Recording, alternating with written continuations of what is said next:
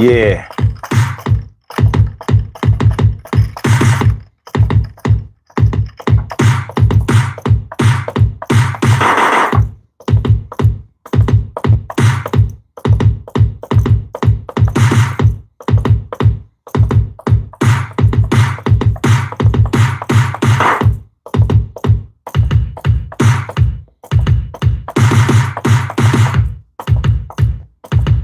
Yeah.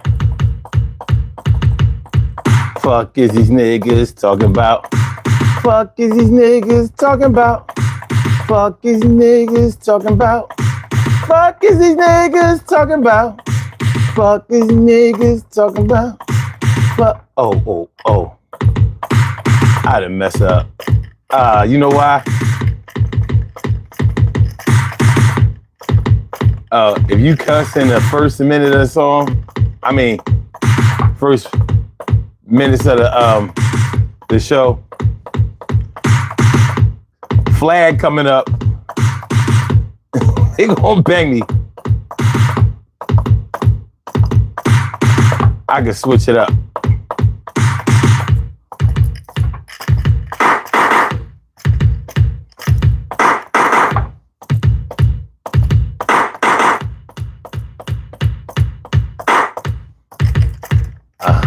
Yeah. What's up, y'all? Friday. What's up? No script.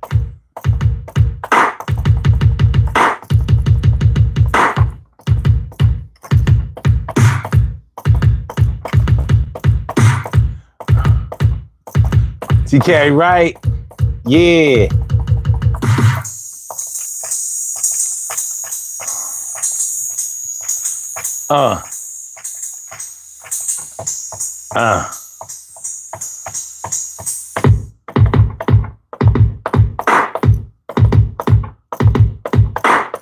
Mama Latina. Haven't seen you in a few days. Good to see you.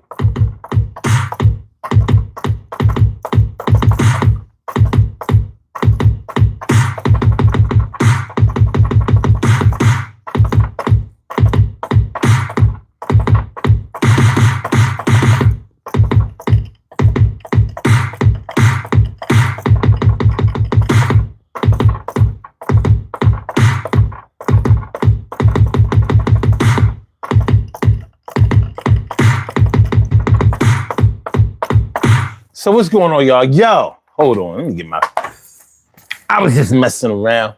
Let me get my thing together. Get it together, baby. We only gonna do one. Yeah. Friday night style.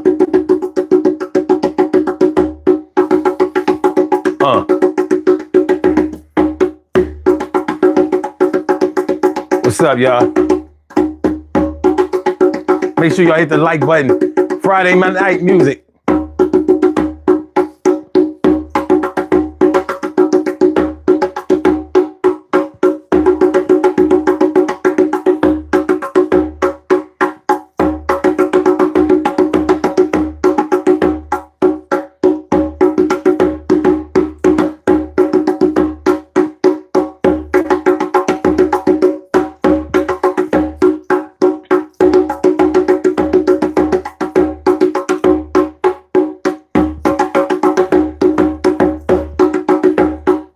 Yeah.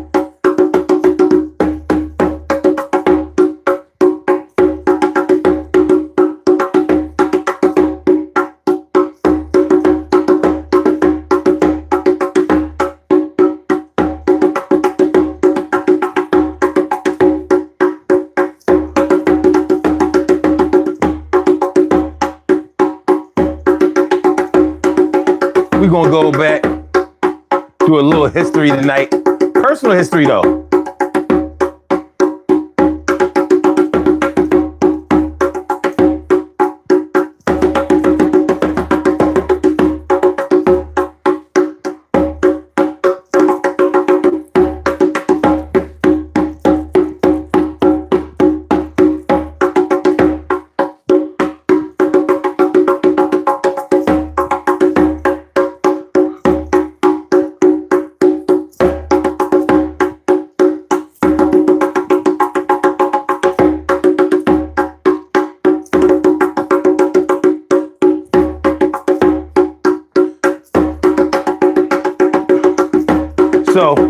Tonight we're going to talk about the music that you was first introduced to by your old heads.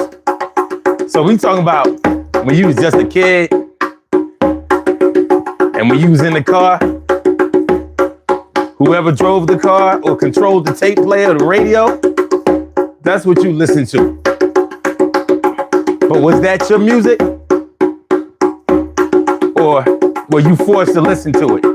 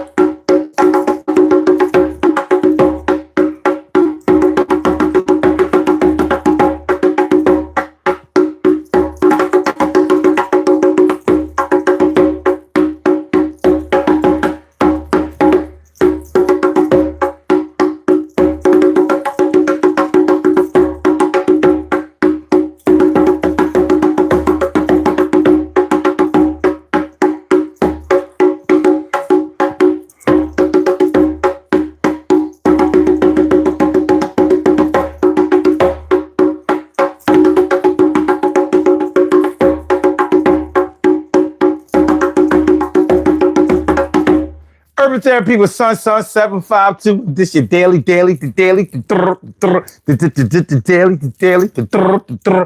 the daily go get 'em show. You think it ain't when it is? You think it won't when it is? We are here and we are in motion. We do this thing, taking all fast lane, no coasting, and everything is gonna be all right. We talking about the music that was introduced to you by your old heads tonight. The music that the old heads introduced to you. Or you could say the music that your old heads had you listening to. Think about the music that your old heads, whether it was your mama or your daddy or your older brothers and sisters, siblings,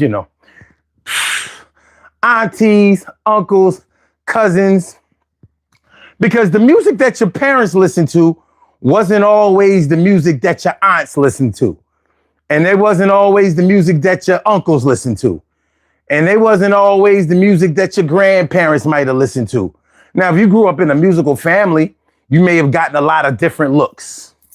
Or you could have grew up in a family where it was pretty consistent across the board. We all listened to this.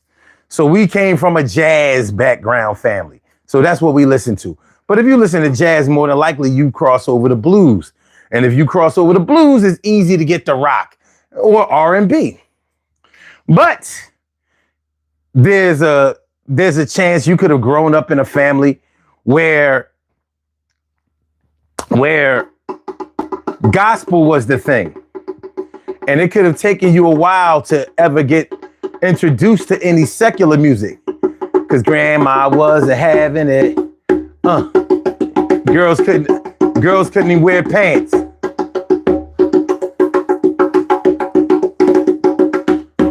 Y'all, I know some of y'all been through it.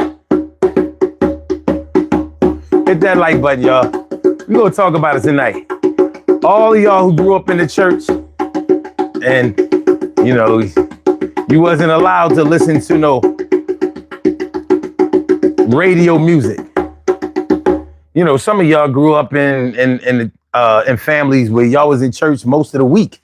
It wasn't just a Sunday thing. It was Saturday, Sunday, something going on Wednesday. I think Wednesdays are normally like choir practice and stuff like that. So you might have been very involved in the church, but that was mainly the music that you listened to. So by the time you started listening to You know, pop music, rock music, funk music, R&B, disco, rap music for a lot of y'all. It don't seem like grandparents these days are the same as they were back in the day. You know, back in the day, your grandparents were getting your business a lot, and they maintain control a lot. Hold on, let me get the hardware out of the way. Yeah, back in the day, it seemed like the grandparents grew up to be grandparents. And I'm not here to bash any of the younger generation grandparents, because every era has its thing. Every era has its set of values because they have to make it through the era that they are in. Cheryl Halsey, what's good? How you doing, Ma? Good to see me some you. And John Oakey says thumbs. I don't know. And that Mama Latina says musical family, listen to a bit of everything. That's what's up. That's what's up. You know, not everybody grew up in a family like that. But whatever family you grew up in, more than likely they had a big impact on the way that you listen to music, your reception of certain kind of music. You know, a lot of times your parents will tell you what music you're supposed to listen to and what music that you're not supposed to listen to. So other old heads, other people who are older than you may have an influence on your musical taste at a young age. Because you know, I mean, if you haven't been introduced to something and then you get introduced to it, it's going to have an impact on you, you know. So we're going to get into that tonight. We gonna get into it tonight. I said we gonna get into it tonight. We gonna do it right. So all right. Hold on. Let me put my uniform on. I don't know. I don't know if y'all gonna get dressed tonight, because that shit be taking too long, and I don't know.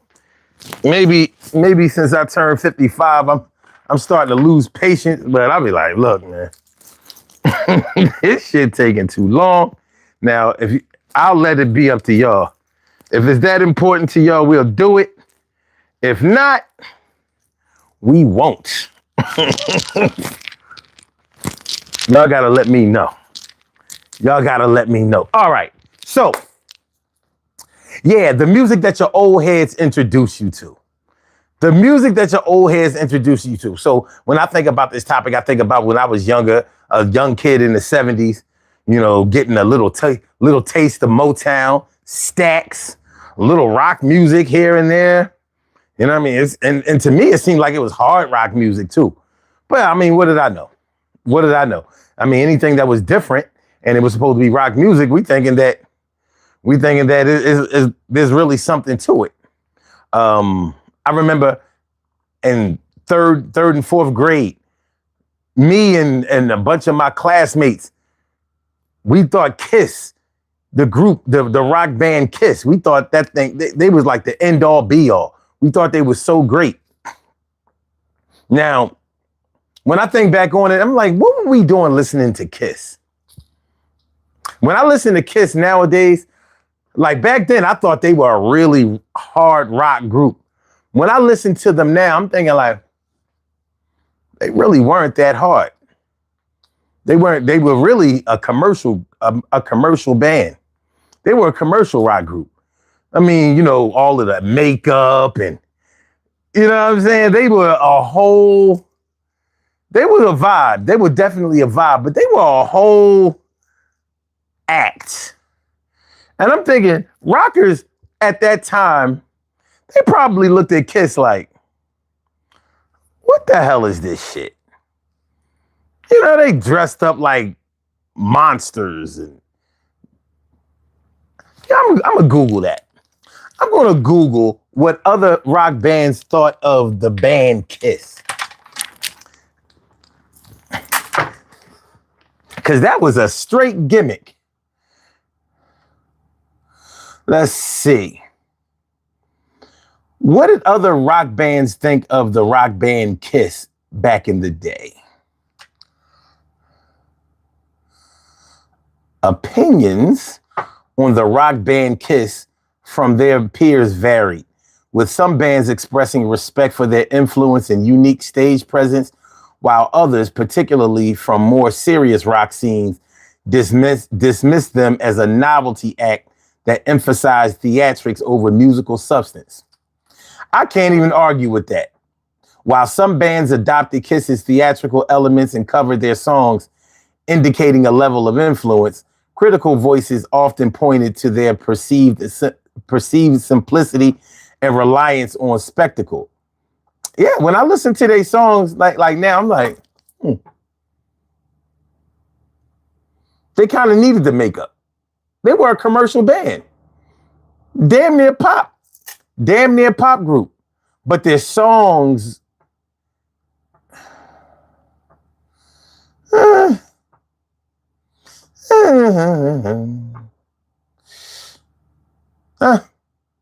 okay. Black metal's influence. Is that what they would call black metal? The corpse paint used by American rock band Kiss in the 70s was a significant influence on the visual aspects of black metal. Okay. Several rock and metal bands hold Kiss in high regard for their skill and quality of their music and their ability to create a distinctive, unique sound. All right. Stevie Wonder. Stevie Wonder was interested in participating in a Kiss recording session, which was seen as an acknowledgement of their stature. Lenny Kravitz wrote the song "Are You Gonna Go My Way" based on his jamming with Kiss songs. Okay, cool. So yeah, I kind of expected that it would vary a little bit, maybe a lot, but I hadn't thought about that in years. And I was listening to Kiss damn near 50 years ago. Like this 55-year age shit is like, I'm like, what? How can anything be 45 years ago? It's crazy. JJ Visno says Kiss was the bomb back in the day. Their music isn't what it used to be, but they were everywhere in the 70s. I remember the cheesy Scooby-Doo ass movies on Saturday mornings. Yeah. Yes, I remember that too. That was crazy. Remember Nancy Drew and the Hardy Boys? Nancy Drew and the Hardy Boys. Mystery. You know what I mean? Mystery was a big thing in the 70s. That was a big, big thing in the 70s. Mystery. Novels, mystery movies. It was a big thing. I mean, look, Scooby-Doo, the Mystery Machine. It was a thing. It was definitely a thing. All right. So tonight we are talking about the music that was introduced to you. I mean, well, the music that your old heads introduced to you. The music that your old heads introduced to you. Think about it. If y'all can, put in the comments, for those of y'all who are in the comments right now, put in the comments your first musical love. Not the group, but the genre. Like, what did you start off liking first? Like, I don't care whether you were 2, 3 years old when you started listening to music, or maybe a baby in the cradle rocking the music, or you know how babies do that. Some babies got the beat. Some babies just rocking out. You know what I mean? Damn. Troy was here and Troy is gone. I'm sure he'll call back. He must have got cut off. I didn't do it though. You have a call from Troy. You good? You good? Yo, can you hear me? Oh, wait, can you hear me? I can hear you now. You can hear me now? Okay. You know what? I looked at the mic and it looks like I had it on mute. I took a look over it. I see, well, what's that blinking thing? It must mean that it's on. No, that's not what it meant. My bad, my dude. My bad. But like I was saying. Okay, so what we have? Okay. We coming up in here. We You have a good. call. We good. It's me. I took a look over it. Watch that. I heard. I heard something in the background. One of y'all need to get that fixed. All right. Let me see. Okay, yeah. Your first musical choice or your first musical selection or whatever music you like when you first started liking music. Mama Latina says R&B. Okay, cool. Sega Sala says, rest in peace to my uncle Ahmed. Would have been his 55th birthday. I was playing this song all day. Eye level, give me. Shout out and rest in peace and much comfort to your family. For your uncle Ahmed. Ahmed is my brother's name. JJ says Charlie Pride. That was your first introduction to music. Wow. Damn. Charlie Pride. That's crazy. I'm proud. You know what I'm saying? Cheryl Halsey says James Brown. Wow. Okay. They played that. Mexican Storm says the Mortal Kombat soundtrack. Damn. What? In the 2000s, ain't it? Well, I don't know how old Mexican Storm is, but I mean, if that was his first, that was his first. You know what I mean? Damn. That's crazy. JJ says, I remember MTV coming on the scene. That opened up a whole new world. Yes, it did. And you know, MTV was very political too. They wasn't playing no rap music for years. Like none of that shit. Rap music didn't play no black music. They did well. You could say R&B. They didn't want to play that shit. They didn't want to play Straight pop. For David Bowie and some of them other white stars, they would have kept not playing it. Well, the money changes everything. Yes, it does. So, you know, regardless of who spoke up, the money machine speaks a lot louder than voices do. You know what I mean? The money machine is louder than any voice. So all you got to do if you want somebody to change something and say, listen, we can get a lot more money if you do this. Oh yeah? Okay. I mean, they might want to stay on some social, political type of vibe, but yeah, that shit, you know, you start thinking like, listen, do I want to drive this Cadillac for the rest of my life or do I want to buy Rolls? And it ain't hard to tell. Lowrider says, Pimps Are Us. I don't know what that is. All right. So yeah. So we're talking about the first music that was introduced to you by your old heads. Now your old heads could be anybody. It could be your parents. It could be your aunties and your uncles. It could be a neighbor that used to blast his music on the block. You know what I mean? Or pimps that used to roll through, drug dealers, you know what I mean, bumping they shit. I'm talking about whatever music that was introduced to you by any old head at any period of your life. That's what we're going to talk about today. So I have my peoples, Troy and Kim, on the line. What's going on, y'all? How y'all feeling tonight? What's up, Troy? Yo, guess what I seen today, son? Whom? Kenny Ray Walker. Well, you spoke him into existence, didn't you? Didn't I? He told me to tell you what's up. That's what's up. But I'm groovy, man. I'm groovy. I'm blessed by the best. Ain't taking no mess. Tired of the stress. Tired of being depressed. I ain't settling for less. Bars for days. Bars. I learned from the bar life. What's up, Kim? Bar. Mexican Storm. How you doing, Kim? I'm doing. You doing? That's good. Both of y'all sound like y'all struggling to me. Like, yo, I can take a leave this day. Fuck all y'all. I'm tired. I'm really tired. I feel like Biggie's song right now. I'm taking every day as a hustle. Another drug to juggle. Another day, another struggle. I hear you. Mexican Storm says, how do you get your beard so neat? I cut what?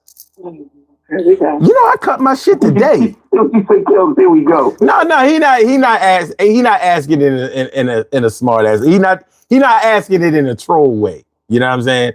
But I did just shave my shit today. So I just lined my shit up today. So today I should be looking. I can't look no better than this. This is it. You know what I mean?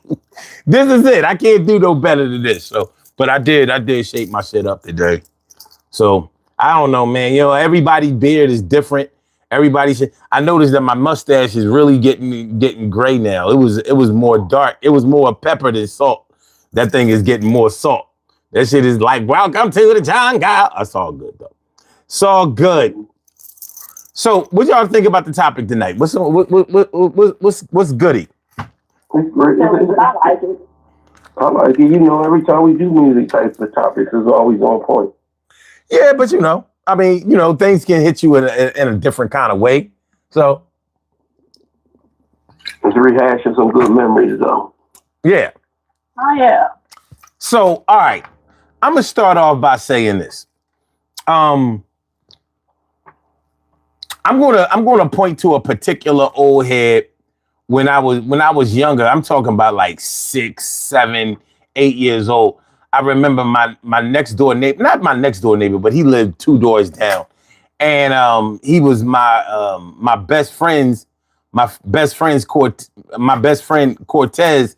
His dad used to listen to a lot of Ray Charles, and I didn't know it was Ray Charles back in the day, but I know I didn't really like it. You know, and like my friend used to be singing that shit, and he was a year younger than me. He used to be like, hit the road, Jack, and don't you come back no more. And I was like, that song corny as hell. I didn't like it. I didn't. I ain't like this shit. And it's funny because as I got older and started learning a little bit more about Ray Charles, all I remember that I didn't like his shit. And he used to play a lot of Ray Charles. So when the movie Ray came out, well, I started to appreciate Ray Charles before then. But when the movie came out, and then, you know, that made me go listen to some of his songs that evidently that old head had never played. But I didn't like that Hit the Road Jack song. I just couldn't feel it. You know what I'm saying? It wasn't. I was like, and my young boy, you know what I mean? He a year younger than me. So if I'm 7, he's 6, and he's singing that shit, I'm like, what's you singing that corny ass shit for? The funk music is out right now. You know what I'm saying? Like, why your pop don't ever be playing none of that? I remember thinking that. Like, I ain't like that shit. But you had other old heads that introduced me to shit that I love. So it ain't always the same. That's the bottom line. It ain't always the same. So I'm going to start it off like that. Then Troy, you go. Then Kim, you go. But really, no, because I went first last week. Right? Yep. Yeah. Okay, fuck it. I'm gonna go first again this week. And then Troy, you go, and then Kim, you go. That's exactly how we did it last week. Okay, cool. Good, it worked. Yep. What else, CC? So, all right, go. I went. that was. So you did Ray Charles, okay. Yeah. Well, my introduction to music was the Sound of Philadelphia. The Delphonics, the Stylistics, all them groups, all that Teddy P and all that, because that's all my mom and my aunts and them used to say. Nigga, don't you start that shit where you do all the songs under one thing. It's the Sound of Philadelphia. That's all the music that came from the Sound of Philadelphia. That's all they used to play. Okay, so your old heads introduced you to the Sound of Philadelphia. Right. Okay, all right. Don't start your shit, Kim.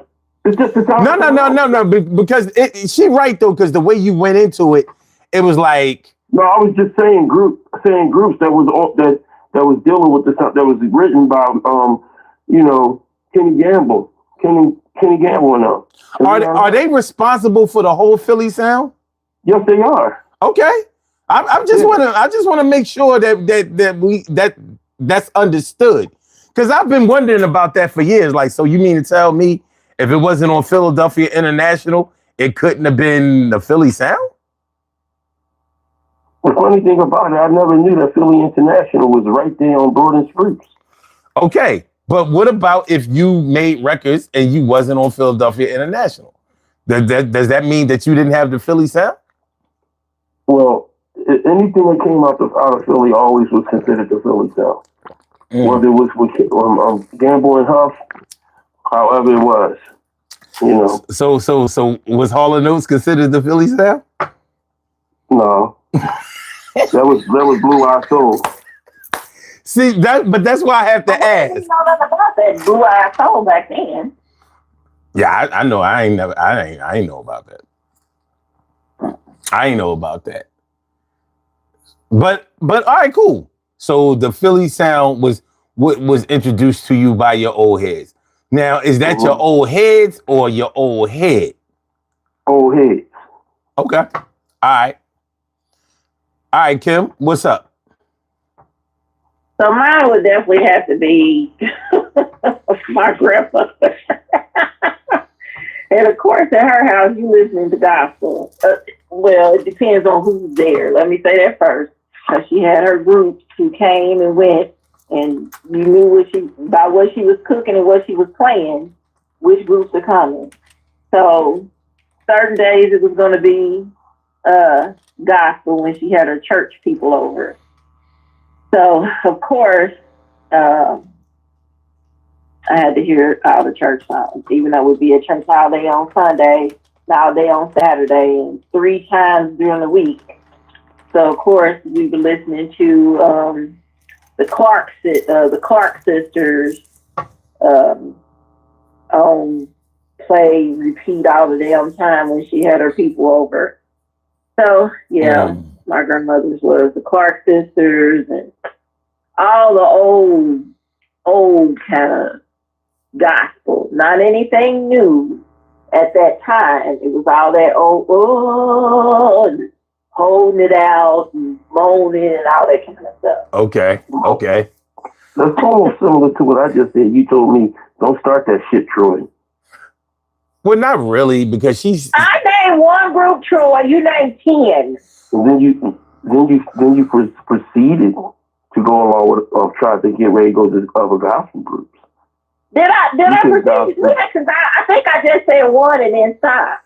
Well, to be honest with you, both of y'all are okay for doing that, because I was really looking for not just a group or whatever, but really a genre. You know what I mean? Well, mine is gospel. Yeah.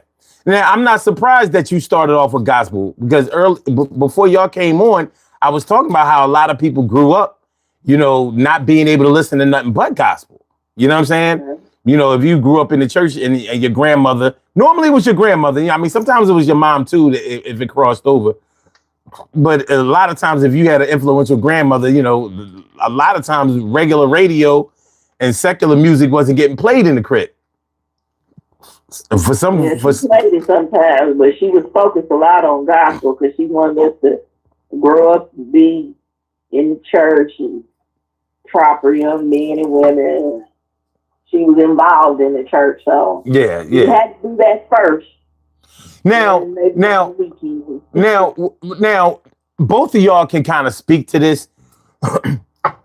Like, did all of y'all peers who grew up with gospel first, were all of them receptive to it?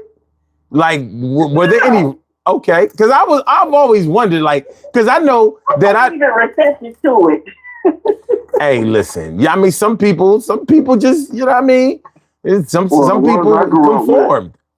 The ones I grew up with was, no matter, they had no other choice but to be. Listen, I don't know what I don't know what denomination y'all grew up with, but I grew up with some, not in my family, but I grew up with some holiness Pentecostals. And they always telling somebody they going to hell and that they ain't doing right. And you know what I'm saying? So I remember my boys, my man's grandmother, I used to be like, yo, first of all, his grandmother was mean. She was mean. She wasn't nice. Wasn't nice. That's number one. And number two, she was always, judging you by whether you went to church or not. And it seemed like everybody in their family, all of them was single moms. Wasn't a married one amongst them. One of them got married. Maybe two, like 1.5, some shit like that. But it was all girls, one boy. And the boy was the youngest. So it was like 6 girls and 1 boy, no dad. I ain't seen no father nowhere. The grandmother outlived whoever their father was. But I don't even know if they all had the same dad. You know what I mean? I used to be looking at like, well, this, you know what I mean? As a kid, you kind of assess the situation or whatever. But all of them would judge everybody else. But I'm like, y'all all single moms. All y'all. Like. I grew up a Christian. But, and you know what the weird thing was? They was all single moms of 1 child. Wasn't no doubles. You know what I mean? They was one and done on the pregnancy. I ain't have no more baby by no. So bad. Huh? I ain't have no baby by no other so bad. No, I think they slipped up the first one. You know what I mean? And either they couldn't keep a man for the next one, because they all lived in the crib and none of them have their own spot. Nah, that ain't no. None of them had their own spot. They all, this shit was crazy.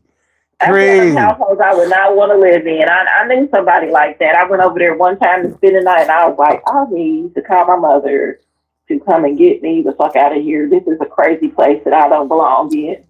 The funny part about my upbringing is that when I was about 2-3 months old, my mom was friends with the people across the street. And it was this family of 8 girls and 1 boy. And they became like my grandmother, my grandfather, and my aunts and uncles. To this day, I'm like the first grandchild, and them are the main ones that brought me up, helped bring me up on a lot of music. Okay. My mom played music and my sister played music, but being over there and hearing, all the music and shit and Days of Our Life and all that other shit, Young and the Restless, and As the World Turns, and asking your grandmother, can you drink the coffee off the damn plate? Oh my goodness. All right. Well, yeah. So y'all kind of understand what we doing now. I want to make sure that y'all have like total clarity. All right. So we're gonna go to the chat and see what some of their first introductions to music was. Or should I say, what they old heads introduced them to. So, Cheryl Halsey said Bobby Blue Bland. Hey. Hold on. Wait a minute, hold up. CC, she said Parliament and Funkadelic. Hell yeah. And she also said The Time. Yes. So basically, when you talk about Parliament, Funkadelic, and you talk about The Time, you're really talking about funk. You know what I mean? So I know funk was a big influence on my introduction to music. I like that shit a lot. JJ Visno says. Can I ask you something? They get different years of funk, because I know Parliament came out in the 70s and The Time was like in the early 80s. Yeah, but The Time were out in the 70s. They just weren't out on records. They were a band. They was doing their thing. So by the time they made it to the 80s, it seemed like they were just a regular pop R&B band or whatever. But their genre is really considered to be Minnesota funk. There's actually a such thing. But that's where they come from. They definitely come from the 70s funk era. They just happen to not really get on until the 80s. Because that's where Prince comes from. Prince was funk. Minneapolis. Yeah, Minneapolis. So hold on. JJ Vizno also says, I'm sure a lot of us were exposed to gospel early on. We didn't play gospel in my house. My crib was straight secular. You know what I mean? That's And what you know, I did back then, but Ain't playing no Louise Williams Sunday? huh? No No. Louise Williams No. on Sunday? You know what? No. Wasn't no gospel played in my crib. You know what I'm saying? I would have remembered that shit. It wasn't like that. That's why I didn't know no God. I didn't know no gospel, and I didn't have to go to church on Sundays. So I was like, I went to church. That was the worst shit ever. You have to go to church every damn fucking day. Because see, you asked what denomination. I grew up in a Baptist and Catholic household, so I had the worst of both. Well, my mom grew up in the church, and I think they had to go to the church a lot, and so she kind of felt some kind of way about it. Like, I'm not doing that shit. Yeah, my mom didn't make us go. If we was here with my grandmother, you was going. So we had a stereo. We always had a stereo and a lot of records. So, okay. Let me see. Oh, yeah. Oh, Cheryl Halsey said B.B. King and Bobby Blue Bland. Okay. Let me see. Anything else? Anything? All right. JJ says Minnesota had a huge music scene back in the day. Yeah, they did. Yeah, I mean, they was hot. They was on fire. A lot of the rest of the world didn't know what talent that they had there, but it was a lot. Let me see. Layan Crane said, at age 8, I was listening to the Beatles. Awesome. The music back 60s, 70s, 80s was the best. I can understand why you would feel that way. You know what I'm saying? It was definitely very good. But I think that the way that music is introduced to you, and definitely who does the introduction, can have a big impact on how you receive it and what you think. All right, so I'm before I go into my second one, I'm going to say this. Well, no, this actually goes into it. My parents listened to a certain kind of music. And my big sister is almost 8 years older than me. So she was my old head. But some of the shit that my sister listened to wasn't really what I wanted to listen to. But my godparents lived across the street. And they were teenagers around my big sister's age and a little older. You understand what I'm saying? So, like, my god brother was my sister's age. Like, literally, they were born like a few days apart. and he like the music he played was my shit. He was heavy into the funk and all of that. But he had records that my sister didn't have. And I used to be going home like, well, why you don't have this? And she was like, I don't like that. That's corny and blah, blah, blah. I'm like, corny? And I would have to go over their house to get, certain records. So that's when I started looking at the labels on the records to see who sang the songs. Because I was on my way to the record store. I'm not going to have to keep going over to my godparents' house to listen to the records I want to listen to, especially since my god brother, he ain't want to play the song all the time. I want to hear my song. You understand what I'm saying? He'd be like, all right, you know what I mean? Why you always got to play? I'm like, because I want to hear it. I can't hear it when I'm home. You know what I mean? We don't have the record. And then when I went to the store to get the record, they didn't have the goddamn record. Like, they ran out of the record. I'm like, is it selling like that? I don't know. You know what I mean? I'm a young boy. So they listen to a lot of funk. They listen to a lot of like R&B or whatever, but they listen to the raunchy stuff. You know what I mean? It was like acid R&B. So over there, I got the Millie Jackson and the, you know what I mean? The soul acts that talked a lot on their records. They didn't just sing; they talked. Like You learned about Major Harris. Love Won't Let Me Wait. They talked on the records. With Major Harris, that's different because they was fucking on the records. I'm talking about, you know, you listen to Millie Jackson, she don't sing sometimes. Like she sing after she finished talking to you. Like, yeah.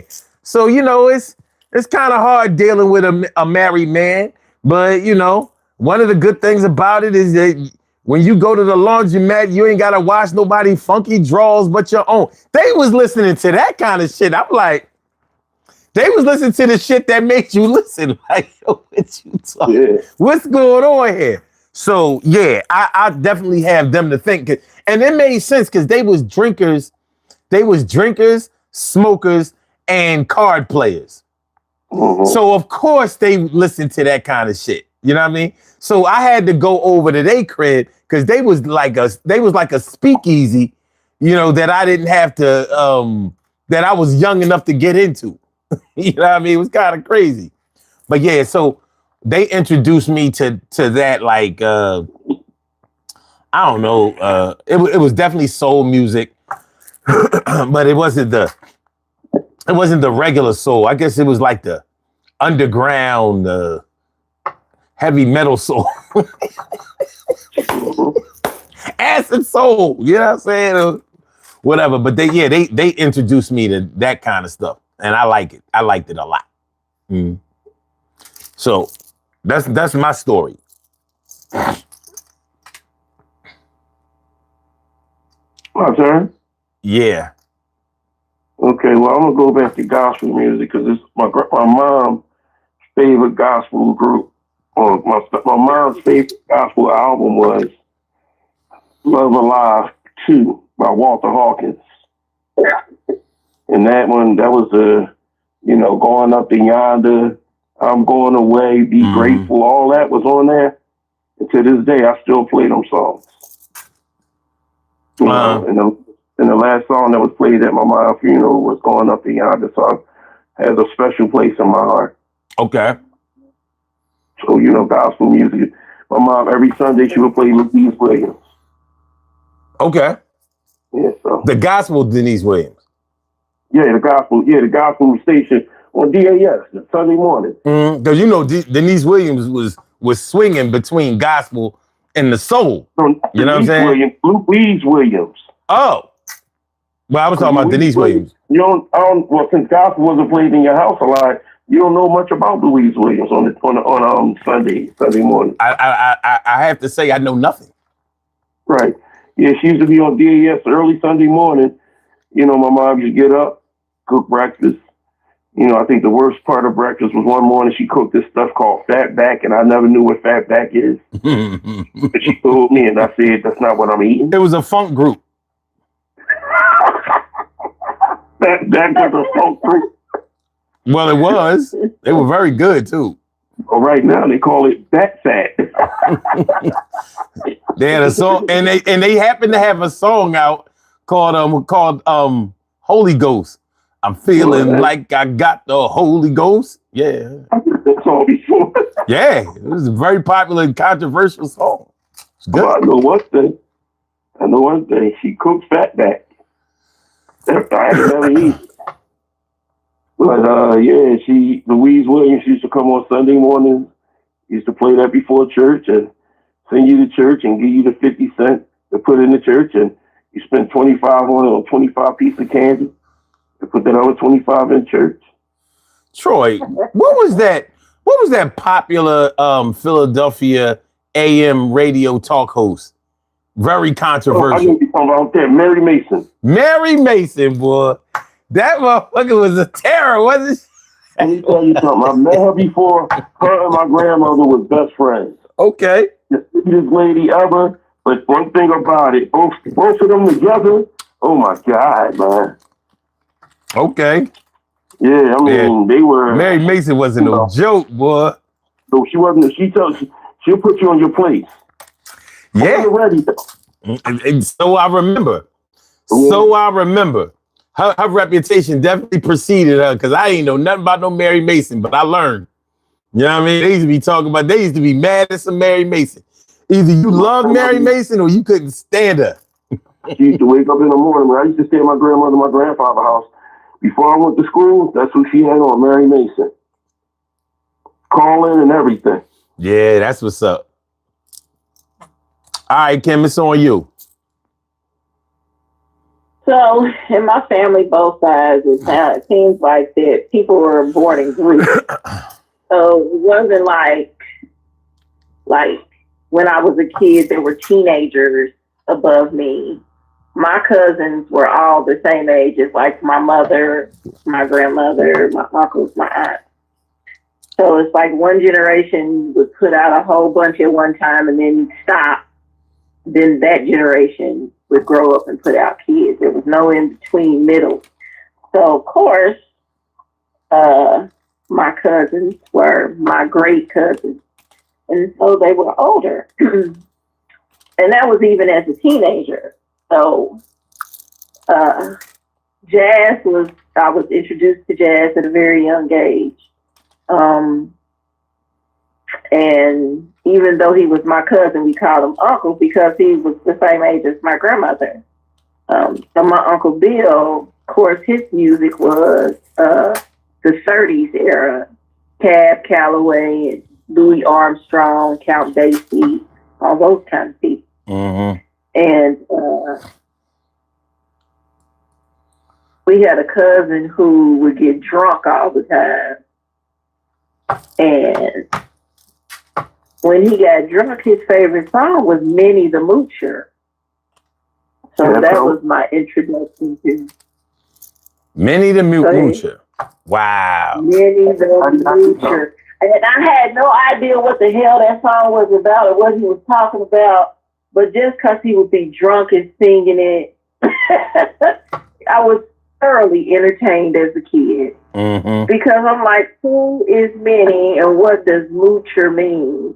And he would sing it and point his finger and drink a sip and sing it louder and drink another sip, then get up and dance with it. And as a kid, I'm like, I need this all the time. I am thoroughly entertained here. Keep acting a fool. And so with that came the introduction to early jazz. That part of it anyway. And so I grew up with an ear for listening to that and loving it. And to this day, I may love all kinds of music, but I still listen to that kind of music now. I still like a good Duke Ellington. I still like a good Benny Goodman. I still like to hear a little Count Basie. So Okay. it's mine. Good shit. All right. We go to the chat. Like Jason said, his grandfather would call Mary Mason and argue. Like, yo, she was on some other shit. I'm telling you, because she was like a political talk show host, too. So, she was like, think Rush Limbaugh, but a local John, a black woman. He called her a female Rush Limbaugh. That's what I called her, the female Rush Limbaugh. You know what I mean? That she was on some. Because her views were kind of radical, especially for that time. You know what I mean? When nobody trying to hear that shit she talk about. One thing about it, she loves some Frank Rizzo. And that's where all of the controversy came from. Because there no black people in this city, Well, nah, I ain't gonna say it because them goddamn South Philly black people love some Rizzo too. I used to be like, y'all be the ones fucking up. Yo, was it no other part of the city where black people like Rizzo except that goddamn South Philly? I said some of them, not all of them. I couldn't. Too many of them. Too many. I'm telling you, nobody like Rizzo except for South Philly. Nobody. Bum ass motherfucker. Man, they had the nerve to put a statue of that motherfucker. Remember they had this statue right there? Hell yeah. Every time I walk by there, I spit on that shit. I mean, they got that shit right in front of the municipal services. Like, get that bullshit out of here. They had to get rid of it. All right. Okay, hold on. Let me see. Hold on. Let me go up a little bit. All right. Okay, JJ says, I don't think I was necessarily introduced, but remember growing up and seeing groups like the Jackson 5 and Motown groups on television. That music resonated with me early on. Yeah, I mean, how could it not? Leighton Crane says, oh, I love Motown and funk. Motown was easy to like. What up, Dimples D's? What's good? Yeah, that shit was easy to like. But still, you had to come across it first before you could really speak on it or let it play through the speakers. Because I mean, what you get introduced to is one thing, what you hold on to is a whole nother thing. You know what I'm saying? All right. All right. So wait. All right. That's all we really got in the chat. Like, okay, wait. Jason says my parents played music from almost every genre except rap and hip hop. It was the older boys up the street who were playing rap. Okay, that's what's up. And okay. So when we get to the, all right, I'm gonna do it like this. My older sister definitely introduced me to disco. But to me, disco was easy on the ears because, disco is very melodic and at the same time, it's a party record. You know what I'm saying? So like disco was the era or the genre where you can make anything into a disco song as long as you had that 4 on the floor. So as far as I was concerned, I'm like, so it's a lot of strings in this song. Remember they made the Fifth of Beethoven a fucking disco song. Remember that shit? Mm-hmm. You know what I mean? And the thing is, I thought that was the regular Fifth of Beethoven. So when I heard that without the beat, I was like, what's this shit? I kept waiting for the beat drop. You know what I'm saying? Like, where's the beat? So yeah. But yeah, I'm waiting for the burn. I'm like, where's that part? The regular Fifth of Beethoven. I'm like, nobody with that shit. What's so great about this? But yeah, so she definitely introduced me to disco. Not that she pushed the envelope, but it was she had the album. So she had KC and the Sunshine Band. We had the soundtrack to Saturday Night Live. I mean, Saturday Night Fever. It was a lot of, my sister bought a lot of records. You know what I mean? And she's actually the one she started me to buying records. Because I wasn't going to listen to the shit that she was listening to all the time. Like, I wasn't, you know what I mean? I was like, you ain't hard enough. You know what I'm saying? Like, your shit need a little bit more pepper. It's too soft. It was good, but I'm like, all right, like, even though I appreciate Earth, Wind, and Fire, but they wasn't my band. You know what I mean? That might be controversial. I don't really give a fuck. They wasn't my band. Like, I'm not going to buy an Earth, Wind, and Fire song. I mean, record. But I respect those who did. But they wasn't my band. That was a little older for me. You know what I mean? So, and my uncle was really the one who put me on Earth, Wind, and Fire. He came down from Milwaukee one time and he was like, you don't like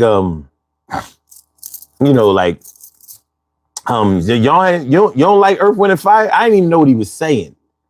I was like, Earth, Wind. It sounded like one word because he had an accent. He's originally from Arkansas, and then they moved to Milwaukee, and then he's coming down here. I was like, Earth and Wind. See, he had to show me the album. I was like, you're saying Earth, Wind, and Fire? I thought he was saying, what's Earth, Wind, and Fire? I thought it was, I didn't know what the fuck he was saying. I swear to God, I didn't know what he was saying. I'm like, what are you talking about, Unc? What are you talking about? And he was young at the time, like 18, 17, 18, and I'm like 6. So I'm like,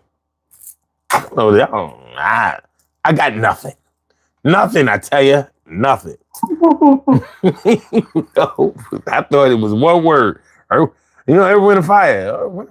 To a 6 or 7 year old, what is Earth, Wind, and Fire? You know what I'm saying? Like, you don't even put the N in there. That's probably some you weren't even listening. You was trying to go play, so you really was like, I don't know. No, I was used to singers or groups or bands that started with the. You know what I mean? Like the Jacksons, the Spinners. Yeah, there you go. So it should have been the Earth, Wind, and Fire. You can't just start in the middle. Where's the? Now you get older, you don't even call them Earth, Wind, and Fire. You call them menopause. That's what the women get.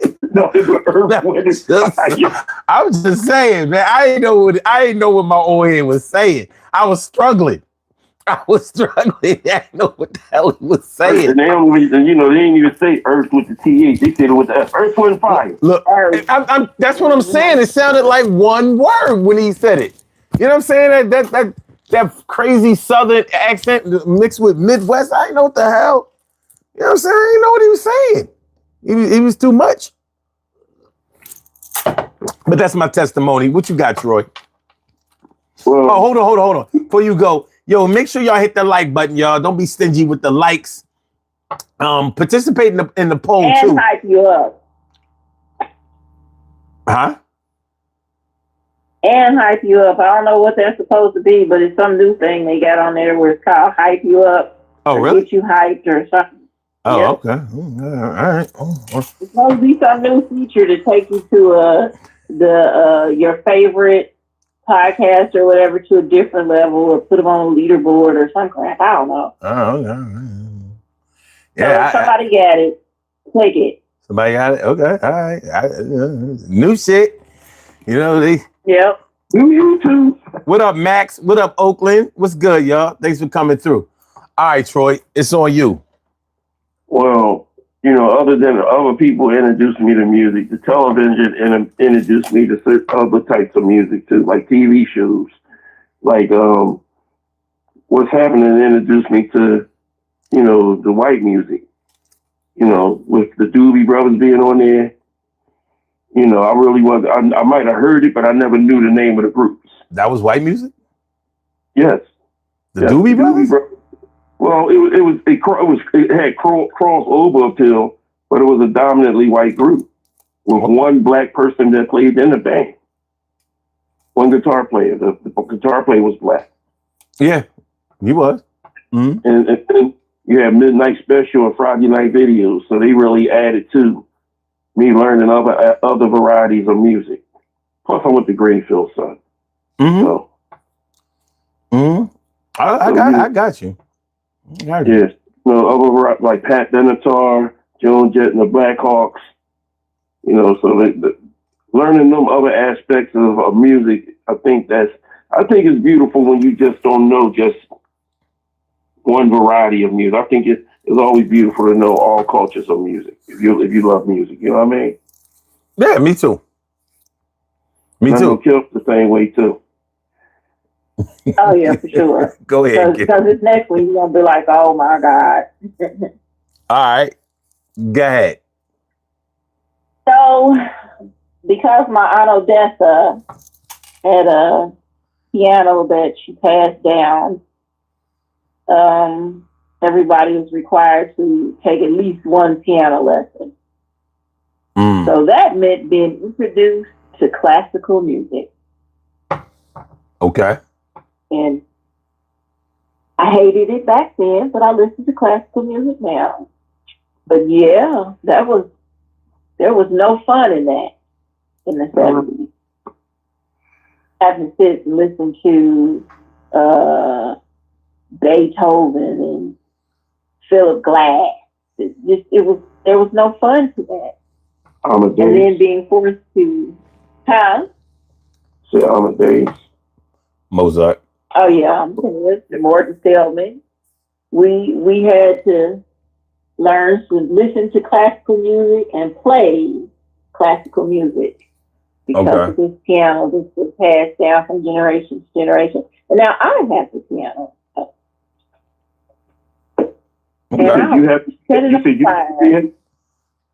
Yeah, I have the piano now. Well, you wanted to play something. Are you kidding me? I will not. Come on, gangster. No, I didn't like piano lessons. I would cry all the time. My kid is the one who can play. He learned to play by ear. Musically inclined people, because son play music. So even when he just playing around, it sounds decent. That's a personal. That's a personal opinion. No, I do. Well, I can't play the piano at all. So. Well, it's funny because a lot of people who took piano lessons back in the day resented that shit. You know what I'm saying? Because I think it was a chore. It was a chore. Everybody else was outside having a good time. And it always felt like they were having the best time ever, better than ever when you were in the house having to do something. It was like rainbows were coming out and every cartoon character came to life and was jumping rope with them and riding the best bike. And the ice cream truck was giving out free ice cream that day. That's what it felt like was going on outside. Yeah, I when can you imagine. sit in the house and you know, stupid ass piano. Well, just like I was saying, the way that something is presented to you or introduced to you can have a big impact on how you receive it. Because I imagine that your reception to playing the piano would have been different if they would have introduced you to playing songs that you heard on the radio, for example. You know what I mean? Like we're gonna play, I don't know, Last Dance by Donna Summer or something. You know what I'm saying?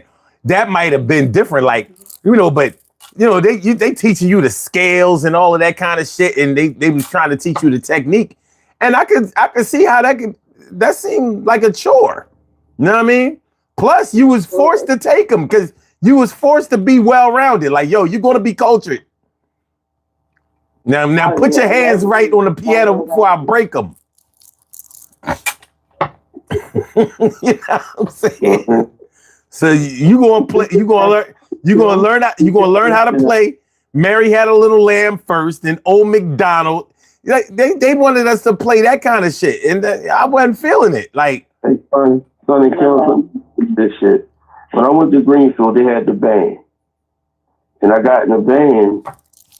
We played this song called Caravan. Still remember the song. Still remember the beat. I played the cymbals. I love playing. Until we had an assembly, and I was playing the cymbals, a nighttime assembly, and no motherfuckers started somebody screamed out, "You don't like the monkey with the cymbals!" Oh no! No! Bring that up. You don't like the monkey with the cymbals? That's exactly what I'm talking about. What you doing? That's a fight about that. That's what that is. I said, fuck them damn cymbals. You still in the band? No, I ain't in the band no more. that shut the band down, huh? You know what I mean? Yeah, I was like, no, I'm cool. You gonna be in the next assembly? No, I'm all right. Yeah, and like I said, the way things are presented to you is different. Because every school back in the day had bands, had music class and stuff like that, but it wasn't always attractive to go in. I mean, they provided the instruments for you and everything. You know what I mean? People was going home with a violin, a whole violin, fucking saxophones, trombones. Yeah. Yeah. Oh, I never wanted to do any of that. By the time I was ready for that for school, I did not want to do any of that. I didn't want to take an instrument home. I didn't want to see an instrument. I was like, I get enough of this already at the house. Fuck this. Y'all can have that. Argue over that. I don't want it. Them keys. No, I'm good. Kim I'm Keys. good. No, thank you. Listen, we were forced to do a lot of stuff. The girls, everybody had to do piano. The girls had to do ballet. The boys got to play baseball. I wanted to play baseball. Did not want to do ballet. Kim wanted to be free. Coming to the stage for your piano pleasure. Give it up for Kim Keys. No, I don't want to do that shit. So It always looked like the boys were having more fun, and probably because it was more of them at the time. So, no. well, one thing about learning to play an instrument back in the day is it's easy to associate that with not being able to go outside. Like Kim is talking about the whole. Yeah, it was. I mean, it was like a chore. Exactly what it was. Because you had to have a coach. You know what I mean? Somebody to teach you how to do the shit, and you had to do it right. You couldn't just pick it up and play it. No. And a lot of times you really just wanted to pick it up and play it. Like, I ain't gonna lie to you, And it was always on a Saturday. It was always on a damn Saturday. It's bad enough we gotta go to church, and I gotta play the piano. That's my whole Saturday. It's over. Yeah. I know one thing. I went to Durham. Saturdays still go fast I played the xylophone. I was playing the xylophone, son. Yeah. I just knew I was Fred Hampton. Okay. I just knew my ass was Fred Hampton. Every time I played, I was smiling and cheesing because when I looked at him on TV, he was smiling and cheesing. He was happy as shit to play the xylophone. Him and Roy Ayers. Okay, cool. All right, let's go to chat. Let me see. JJ says some of the disco stuff was corny as hell. Like all the actors and people had to make their albums, but a lot of it was cool. It generally had a decent beat. Yeah, I mean, disco had a lot of different looks. You know what I mean? You had the classical sounding, almost like opera-like disco, and then you had the, just straight. You had the funky type of disco, and then it was a lot of different looks. I always wondered how they played certain disco songs in the clubs, because like certain disco songs would start off slow, like "Let's Dance" by Donna Summer, like "Love Hangover" like what they do? Just skip the first part and go straight to the, you know what I mean? Go straight to the fast part, because they spend a good amount of time on the slow part. Sweetest hangover, I don't want to get over. Yeah. Like it took a while. It took a long time to get there. She's singing the slow part for like 2 minutes. Listen, bro. Maybe one longer. of my favorite groups from disco, and I had a major crush on, was A Taste of Honey, man. Oh, yeah. Mm-hmm. I love Taste of Honey, man. Boogie, oogie, oogie. Shit. I'm telling you. Then they had that little slow song. What was it, Sukiyaki or something like that? Yeah. That was that shit. That was definitely the shit. It's all because of you. I'm feeling glad and blue. Mm-hmm. We the male Sukiyaki tonight. We the male Taste of Honey, son. All right. JJ says Friday night videos was great back in the day. He also says it's funny how close-minded some people are over music. I was a music major in college. I had a professor who would deduct points for anything that wasn't classical when you did reports or performance. Wow. And Brenton says they gave me the skin flute for free. Okay. All right. Okay. Joe Halsey says my mom taught me the piano and I liked it. But like I was just saying, who presents it to you can have a big impact on how you receive it. You know what I mean? So Yeah, you know, if you had a really good relationship with your mom or whatever, and she might have taught you in a way that was fun instead of like totally instructional. Sometimes it matters. It matters. You know, it can go one way or another. JJ says, I think Donna Summer kicked me into puberty. Yeah, I know one thing. That fucking album cover of her, boy, when she was sitting on the jukebox. Mm-hmm. Man, boy, I was like, this is the one right here. You know who her daughter is, son? Yeah, that's her name is Rhonda Summer. No. Well, that's one of her daughters, but there's another daughter that played on My Wife and Kids. So Junior's girlfriend before, not Megan Good, the other one that played Junior's girlfriend, his wife on the show, the one that was her daughter. Mm. Yeah, I was kind of shocked to know that. Well,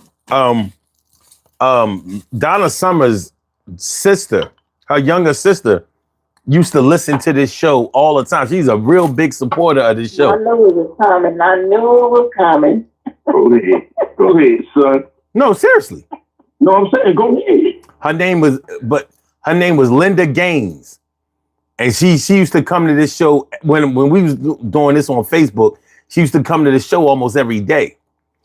And she was Donna, and you go to her page, that's really Donna Summer's sister. And she was a singer too. And she used to be telling me, you know, she was going to put me on to some people. It never happened.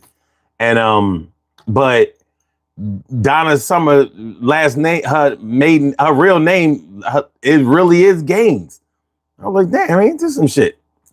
Donna Gaines. Mm-hmm. Yeah. So, but yeah, her sister was a singer too. She was in like a band, some group back in the day or whatever. She never went as far as Donna Summer was concerned, but she used to always be talking about her sister and how sad she was that her sister had passed because it was real tragic how it went down and all that. Shout out to you, Linda. But yeah, she was a big supporter of the Daily Go Get 'Em show. She was on it. And all right, so my middle sister, even though she's only 3 years older than me, you know, when you're young, that is your old head. 3 years is a significant age difference when you under 10 or just slightly above 10. You know what I'm saying? That's the difference between a freshman and a senior. But she was the one who introduced me to pop music and rock music. So, and I have to say it was a shock to my system because I was like, what the fuck is this shit you listening to? Because there was this station that Troy, I know you're familiar with, WCAU Hot Hits 98. And yeah, she was the one, you know, that put me on with all that shit. I was like, why are you listening to this shit? And I used to listen to that. Mm-hmm. But I used to listen to that. So yeah, so we talking about 1981. So she started. That was my punishment station. It was on 90. Power 99 wasn't out at that time. It wasn't out yet. Mm-mm. It was ES, and then it was. It was your punishment station. Yeah, because when I couldn't look at TV at night when my grades was bad when I stayed with my grandmother, my grandfather. So I only could listen. Yeah. So. Yeah. So yeah, all that pop music and all that. I wasn't on that. You know what I mean? Until 1981. And I didn't sign up to listen to it either. I was like, this shit is garbage. And a lot of it was garbage. And then, you know, as she kept pushing the envelope, I started hearing songs that I liked. And next thing you know, I'm listening to pop. Yeah. You know what I mean? But she definitely was the one when she moved on from the pop to straight classical rock. She definitely introduced me to Led Zeppelin and Who. She didn't listen to the Who a lot, but yeah, you could say that. Rush, Pink Floyd, definitely Pink Floyd. So she started listening to 94 WYSP and 93.3 WMMR. And I was like, now wait a goddamn minute. Now wait, we not doing this. I was very resistant to this shit. And I went to You went to Greenfield. I went to C.W. Henry. Very diverse. Yeah. Very, very diverse. You know what I mean? Rich Jewish kids and shit. You know what I'm saying? They lived on the west side of Mount Airy. Now there's Mount Airy, and then there's the west side of Mount Airy. Big ass difference. You know what I'm saying? We talking about income. Them motherfuckers lived in the woods. For real. So, you know, going to school with them, and let me say this. They had no influence on me. But we went to school together, and since my sister was already pushing the envelope, you know, we found out that we listened to a lot of the same shit. But around that time, I was heavily into hip hop music, which was just rap music at the time. You know what I'm saying? But yeah, my sister definitely put me on to pop music, top 40, I should say, and classic rock. I ain't know nothing about no Rolling Stones. And you know what turned me on to Pink Floyd a lot though? Channel 48, man. Because that's all. When Pink Floyd would come to the Spectrum, that's all the commercial they would show. They would show the record, the new record out, and they would show them getting ready to go in the concert on that motherfucker. Always showed the commercial, man. I didn't appreciate Pink Floyd until I was a full-grown adult. For real? Because they make heroin music. That shit's like Grateful Dead. Huh? Just like Grateful Dead. But they better than that. At least that Grateful Dead shit. As an adult, I was like, I don't see this shit is disgusting. This it's terrible. Like it's not good. You know what I mean? When I worked at the Spectrum, and I would come and work early, and they had the Grateful Dead there, you should see these motherfuckers. I know. I was like, all of these people in tie-dye loving this terrible music. It must be something hypnotic in this music. It's terrible. It's terrible. And they be taking them zippers, you know, those little small oxygen things, helium tubes. I mean, yeah. I mean, Pink Floyd has good songs, but my older brother was the one that loved Pink Floyd, and he wasn't listening to the right Pink Floyd. You know what I'm saying? I want to hear The Wall. I wasn't feeling that. But Time, Wish You Were Here. I mean, they got there's a lot of Pink Floyd songs that I like, not just their quote unquote hits. You know what I'm saying? Definitely. What's the one?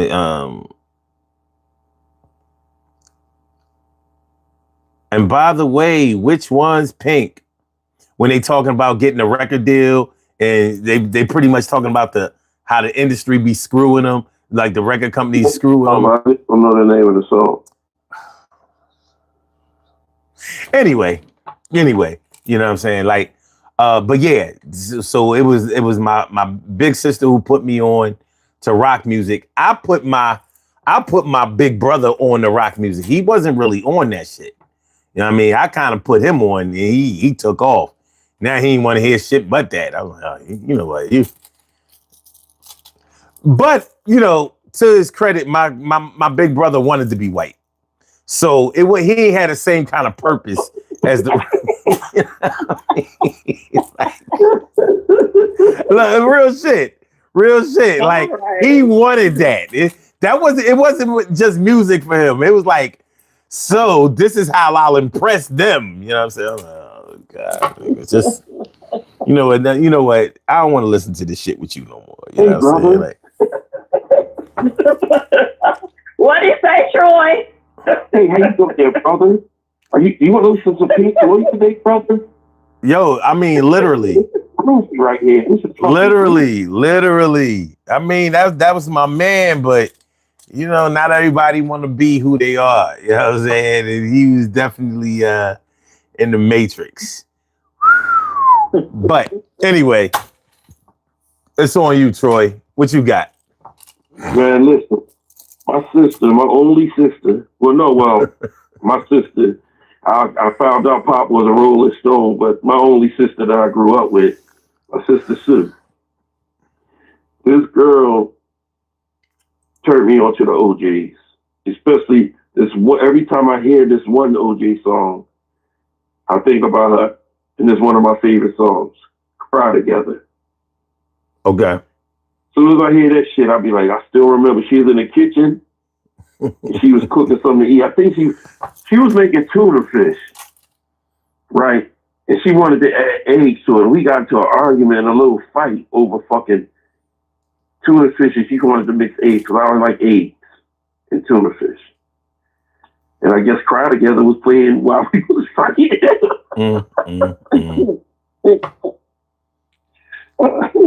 Oh, my fucking God. I still remember that night, man. And I didn't even fight her. I used to beat their shoes up. I used to go pick these. I'm going to fuck your shoe up. You got to do better in this world, man. I was a bitch, son. I was a bitch. They still tease me about that. You remember? Hey, Troy, you used to fuck our shoes up? Beat the shoes. I beat the shit out your high heel, didn't I, sis? Talking about punch it. And my mom used to cheer me. You go ahead and beat the shit out the shoe, Troy. I guess that would save you from getting a whooping for beating on them. Hey, man, listen, boy. Listen, that shit is great. My sister used to beat my ass. Because I was my grandfather. I told you a story about me putting my hand on a woman. Said if I put my hand on my sister, my grandfather came over there and body slammed me. Well, my sister used to beat me up until I got sick of the shit. She used to definitely bully me. Yeah. Until she got a taste of the bass. And that shit stopped that day. You got a taste of what? I said she got a taste of the bass. Like cause I've always been the type that like, look, you can bully me as long as I'm scared, but that shit ain't gonna last long. Cause I've always been all right, let's get it the fuck over with then type.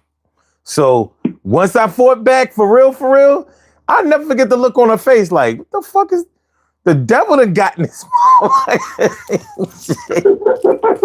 And she cut that bullshit out. It was over. We ain't fighting no more. We just gonna listen to music. I love you. Well, it's funny when you see a person concede. You know what I mean? Like, oh shit, my little brother ain't my baby brother no more. You know what I'm saying? She wasn't really ready for that. You know what I'm saying? And really, I think she was trying to bring it out of me, but I was too respectful. But she got what she was looking for. That was it. Yeah, but yeah, we didn't have a don't put. We pick you up a record. Look. We didn't have a don't put your hands on no girl policy in my crib. It's like, yo, every man for himself. You the youngest, they older than you. Gotta go for yours. I'm glad they played that with me. I ain't never want to beat her up, but I was sure going to stop her from doing what she was doing to me. Like, fuck that. I like me. her, yeah. She actually my best friend, but she was trying me. she was for mad years.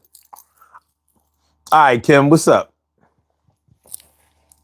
So, I had a great Aunt Martha, and she was my favorite. One of my favorites, but she was my favorite.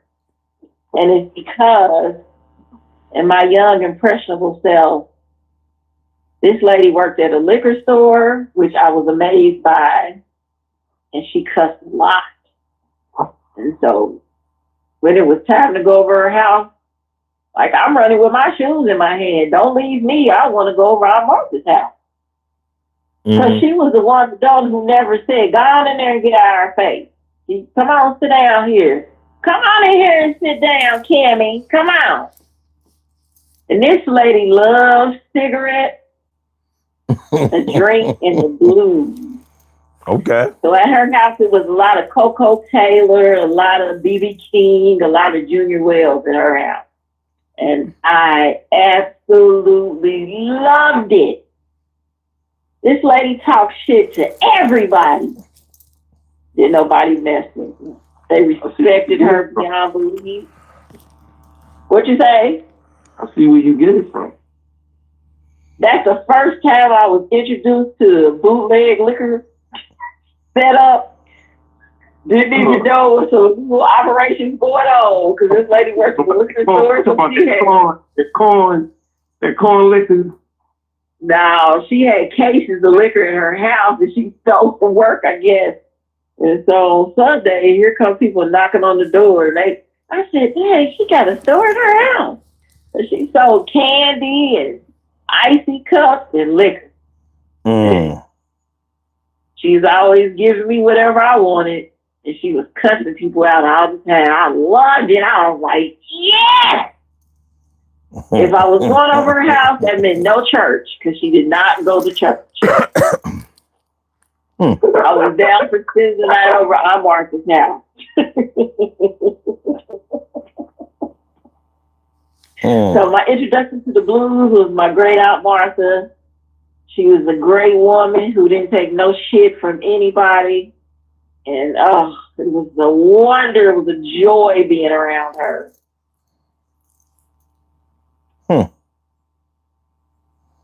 Yeah, y'all just made me look up corn liquor. Cone. Because we've been using this term since as long as I can remember. But I'm always thought, like, I have always wondered, like, why do we call it corn liquor? That shit is actually made from corn. Made with corn. It's made with corn. And it definitely tastes sweet. It definitely tastes sweet. Fermented with corn. Mm-hmm. Fermented corn, that's basically what it is. The liquid that comes out of fermented corn. Yeah. I didn't know. I never knew that. If you remember the red cheek apple juice, either one of y'all. Wait. Say it again. That might be a silly thing. I don't know what that is. The red cheek apple juice. Oh yeah. Back in the day, the red cheek apple juice. I never knew if you let that apple juice get old, that was wine. Yep. That shit turned into wine. Mm-hmm. Because when my grandmother had bought me some, she was like, "Oh, this is old. Well, we not throwing that away." That's that wine right there. Yeah, as long as you don't take that cap off. Apple.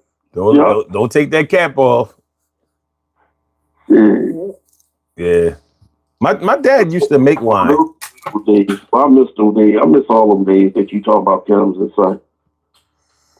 We were going to Pittsburgh. That's how I found out about corn liquor because of my cousins in Pittsburgh. Oh, Pittsburgh. She just stole liquor from work and resold it. So. Atta girl. She had her whole hustle going on. Yeah. T. Sanders says, "Get that esoteric necklace off your neck, boy." Oh, okay. The what necklace? Esoteric. Don't give us the definition and don't look it up on Google. They learned a word. That's all it is. They learned a word. No, they learn how to use the word. Yeah. Like I can use it in a sentence. I ain't got to know how that shit. It's like playing Scrabble. I don't have to know the definition of the word. It's a word. Goddamn. Give me my points. You know. I deduced that T. Sanders probably used to play with his sister's dolls. You say that, man. While wearing his mama's heels. I'm just saying. You know what I'm saying? Yeah, I can believe he did that. He the type that his girl do his laundry and find panties. Like what is this? who you been fucking? He like, no, those are mine, baby. Those are mine. You get me some white so I can soak my undergarments. You don't call them underwear. Let me put my undergarments. Undergarment. Those are mine. Then I swear. I just, sometimes I just like to wear them. It's not a big deal. It's not a big deal. I like to just soak my undergarments in my tidy whities. T. Sanders likes to only pee sitting down. I can believe that. Yeah. Yes, he doesn't have to do the number 2. He still chooses. And make sure he's tucking well. He also uses douches. He didn't have a father to teach him how to pee on a tree. It's tragic. It's tragic. You know what I'm saying? Speak back now, T. Speaking of pee, hold on. Speaking of peeing on a tree, right? That now, you bastard. Hold on. Speaking of peeing on the tree, when I went to the last Eagles game, there were these 2 little boys where they one with his mom and the other one with I guess his dad or whatever. I guess they had to go to the bathroom, so that they had to make sure that the little boys didn't pee all over the place. So they pulled the boys however they did it. So they made sure that he peed on the gate walking down Patterson Avenue. So I'm like, the strength of this little boy's pee. I don't know how they didn't all get pissed on it. I'm like, yo, that shit. It took me all the way back to like 2nd and 3rd grade when we had actual pissing contests. This motherfucker was winning. It wasn't no competition. That shit was so straight with. I was like, yo, it ain't enough room on the sidewalk not to get wet. I had to walk in the street like this. Where did y'all put inside this motherfucker? Bullet piss. Look, he definitely don't have no prostate problems in his future. He good. Yo, I was like, yo, what the fuck? He wasn't wearing pants, but he was wearing pants. Yo, I ain't never seen anybody piss that made me want to look. I was like, what the hell? I had to make sure I wasn't being pranked. You know what I mean? Motherfuckers do anything to go viral these days. Shit. The fuck? That shit was crazy. All right. That wouldn't be T. Sanders. He splashed with the pee hitting the ground. He don't go straight. His shit goes down. Yeah, I'm saying. He fuck up his shoes. He fuck around, get it on his pants. Unless he wearing a skirt that day, but it's all good. Okay, so all right, so what else did my old heads introduce me to? Okay, I think you know what. Now, once I started getting into like really deep, like classical rock, like started getting into the Jimi Hendrix and the Janis Joplins and the Creams and the Steppenwolfs and the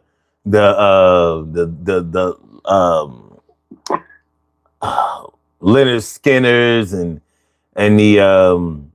the Rush and the once I didn't really get in like deep into that kind of stuff until I got a little older and really just decided. Let me put it this way. In my opinion, you're not free until you start making mixtapes for yourself without regard of who might listen to them. You know what I'm saying? Like, I used to make mixtapes and CDs with other people's taste in mind. I don't do that anymore. So you might hear any kind of genre on my mixtapes. You know what I mean? It won't be all one thing. So I might have my mixtape might start off with "Hey Joe" by Jimi Hendrix. And next thing you know, it got Daryl and Joe by Run DMC and shit. You know what I'm saying? You know, and then you know, I might have something like something by Mona Lisa on there. Like if I like the shit, like that's how I make my playlist now. Like I'm not like, no. I wear headphones and I blast my shit in my car or whatever. Like I don't care who want to listen to whatever. We can listen to your shit when we listen to your shit, but my shit is pre-programmed strictly so I don't have to skip no songs. I don't make songs. I don't put no songs on my shit that I will have to skip. And it took me a long time to get there. Cause I think I always had this like DJ feeling in the back of my mind. You know what I mean? Like, you gotta make sure everybody, well, fuck everybody. Make my shit for me. You know what I'm saying? No skips. So if I make a tape or a playlist that has any song that I skip 2 or 3 times, then it gotta come off the joint. Like, you gotta go. I still like your song, but this is a no skip joint. No skip. Like I was listening to what's the song by Stevie Wonder? What's it called? As I As. Until As. Mm-hmm. I was listening to that shit today. I'm like, this is what the fuck I call music. This shit here is fucking awesome. This is like, how does he write this? How could there be such a perfect marriage between the lyrics and the music? Until the time where 8 times 8 times 8 is 4. Until the times when the days are not no more. I'm like, oh, wait. I'm like, this motherfucker got it. So I need songs like that on my tape. You know what I'm saying? So, songs of your life. I mean, that's a no skip album. Yeah. It's a double album, no skips. Shit is crazy. So yeah. So didn't no old head really give me that, but I think I got that when I became an old head. So that's me taking charge of my musical taste. You know what I'm saying? Like it ain't about y'all no more. You know what I'm saying? But I will say this. It was definitely, I'm old school in this way. I won't drive a car that don't have a box in the back. Like, not going to happen. So, like, some people, as soon as they buy a car, you know, they go get rims. Well, I used to do that. I don't do that no more. Sometimes. But the first thing I do when I get a car is I go get a box in the back. Either a 10 or 12 inch woofer. It got to go in. Cause I'm like, if my shit ain't sounding, if my shit ain't like studio quality, I can't like it. It feel like it won't accelerate. So, and I definitely got that from the old heads back in the 80s. Cause the systems, them Alpines was doing something back then. So yeah, so I'm still old school like that. Like, I can't just rock out with the factory system. Like, nah, I gotta add on one little piece. Like, this shit sound good, but I need that box. Just got one, as a matter of fact. Mm-hmm. What's up, Brandon Elwood? What's good? Turk 1670. JJ says it was all that beer. The kid had tailgating before. Yo, I mean, he couldn't have been more than like 4 or 5 years old. This shit was crazy. You had to see this. It was like nothing I've ever seen before. That shit, man. Like, what you got? Power wash P? What the fuck is this? Shit is crazy. Look at this bullshit. YouTube staff. Hello, Sun 752. Please refrain from preaching violence. Thank you, Paul. YouTube staff. Motherfuckers are doing it. You were supposed to say, okay. Yo, this motherfucker made an account called YouTube Staff. Let me see how long he been in effect. See if he just wrote that shit. See if he just created that shit today. Let me see. YouTube Staff. No subscribers, no nothing. Hold on. Joined August 29th, 2025. That motherfucker created that shit an hour ago.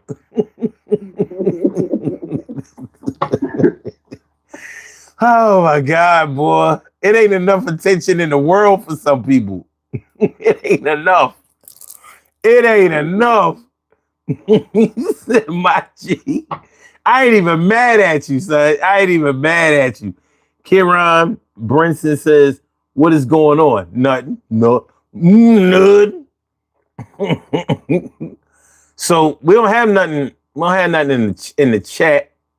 So we talking about the music that your old heads introduced you to. The music that your old heads introduced you to. So, all right. So let me ask y'all this. So, do you think that there's a big difference between the music that you were introduced to as a child by your old heads? And I want to ask y'all, when did you start breaking off and appreciating your own musical taste? And is there a big difference between what you were introduced to initially and what you listen to now? Well, I think for me, I still listen to the same stuff now that I listened to then and then some. Because fortunately, my mother listened to all genres. So I was introduced, and then with the influence from everybody else, I was introduced to multiple genres. So I listened to all genres. But I think where I broke off and started listening on my own to even more stuff probably was junior high school. And that's just because I was at a Catholic school, so we were sneaking and listening to stuff we shouldn't have been listening to. And so it just was the thrill of it, but it also made me want to go and listen to more of wherever the artist was. And it's not that I was restricted at home, maybe certain songs we restricted at home, but we would listen to at school. And so I want to say junior high. And then, of course, by the time high school came, it was game over. I'm listening to whatever the hell I want to listen to. Okay. As I do now. So is there a big difference between what you were introduced to as a child and what it is now? No, it's not a huge difference. Okay. And it's only because it's just, the differences is just newer genres. Like we didn't have trap music back then, or what was called trap music then, but we have it now. And I listen to trap music now in addition to everything else. I still listen to classical music. I still listen to jazz. I still listen to old jazz. I still listen to everything that I was introduced in, including Don Ho. But it's an addition to those things where I listen to other stuff too. So it's not that much of it. To me, it's not a difference. Okay. It's the same.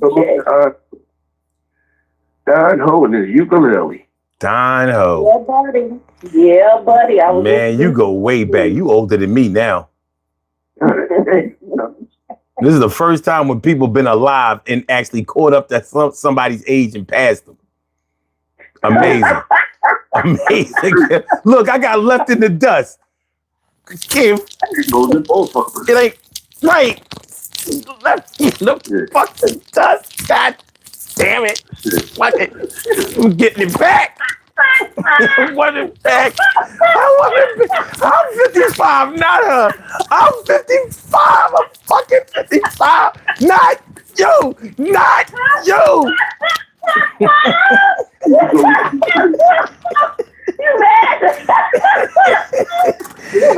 Give me back my elderly status. I'm your fucking old head. I'm your fucking old head.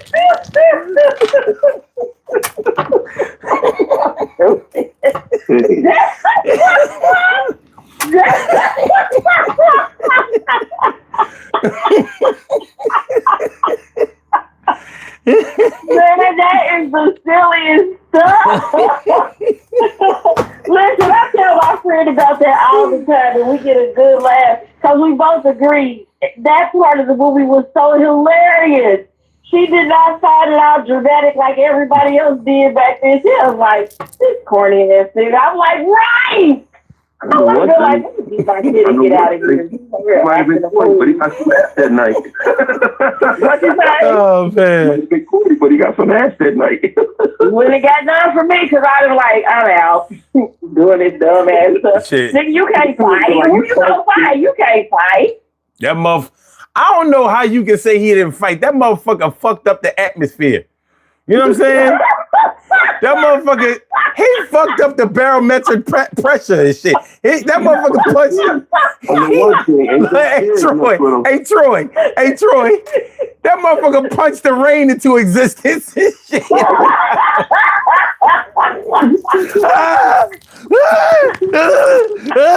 Raindrops keep falling on my head. That's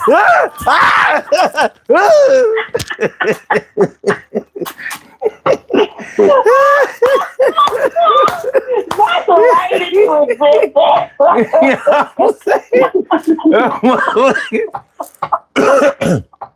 Y'all in the club making it rain. I would be like, the only thing you beat up is the atmosphere. No, while y'all in the club making it rain, I'm at my girl house. Nia Long, I love you. I love you.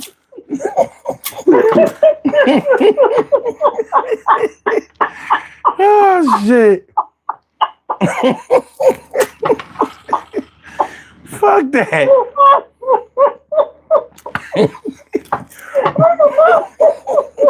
Brandon Elwood. Hold on. I don't know who this is in the chat.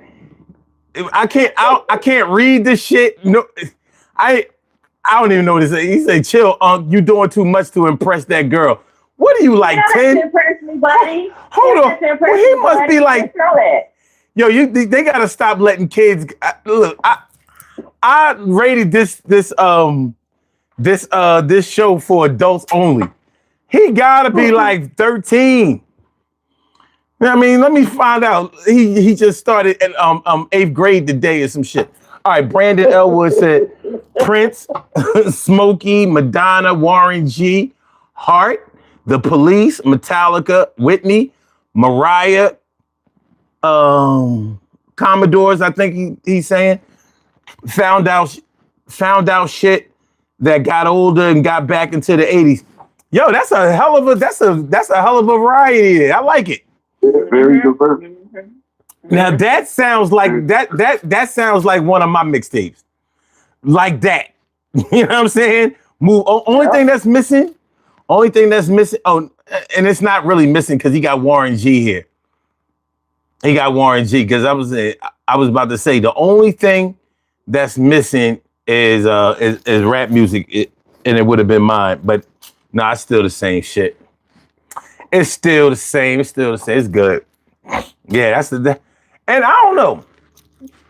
You know, like the way that you get introduced to groups or genres of music or whatever, music forms or whatever, even introduced to playing music, and it's different for everybody. And you never know where it might go. You know, one time,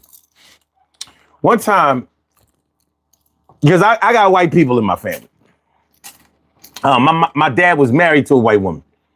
And one time we went up to Massachusetts. We went up to Boston to my stepmom's niece.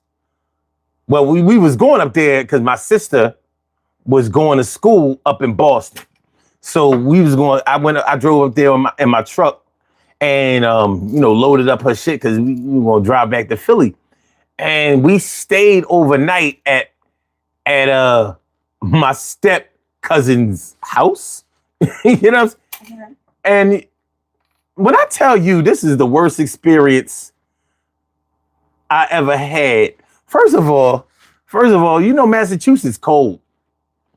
And and it's a different kind of cold. So this was May.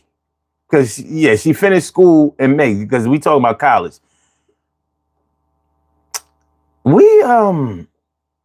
It was cold as shit up there in May. And the room that I slept in, they ain't have they ain't had no sheets on the bed or nothing.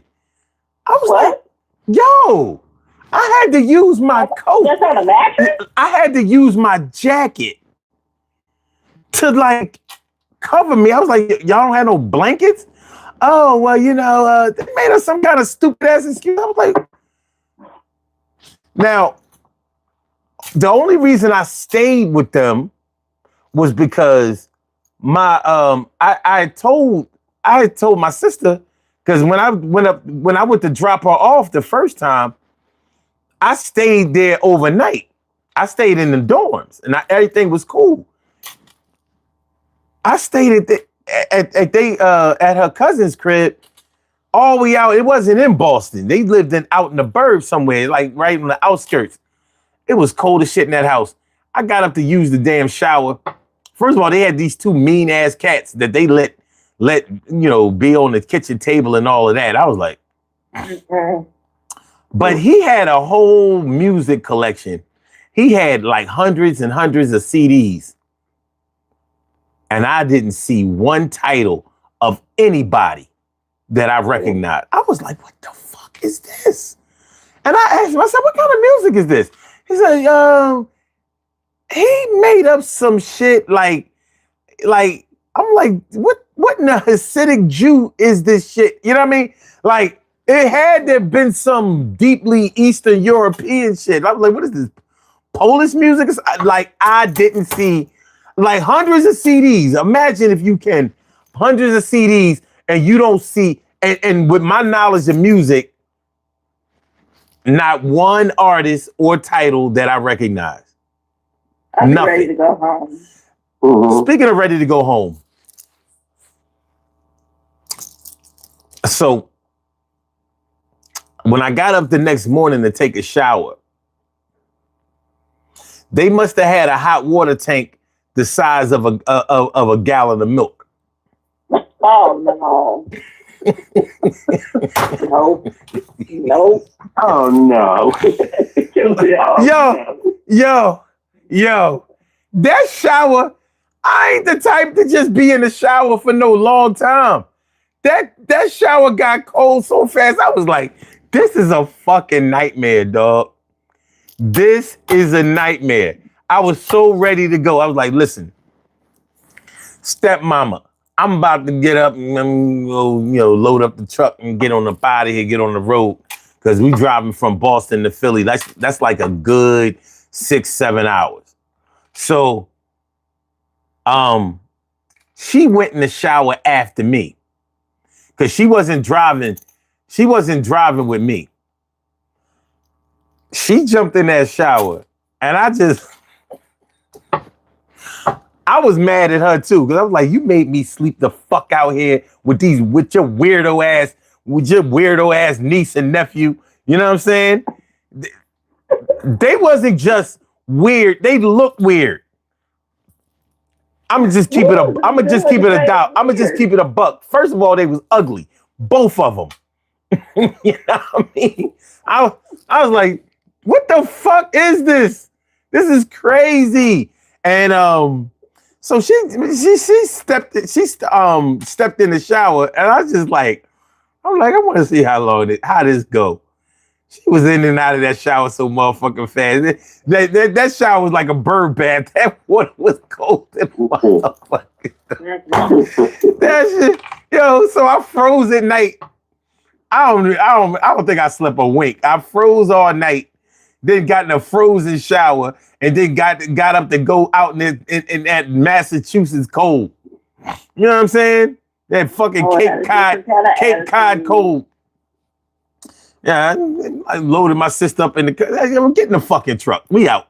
You know I would have been the worst representation of myself. I would have been the worst representation of myself. That they was weird. They was weird. Like they wasn't Hasidic Jews, but they might as well have been. They had the look. The only thing that was missing was the yarmulkes and the. Come back down here.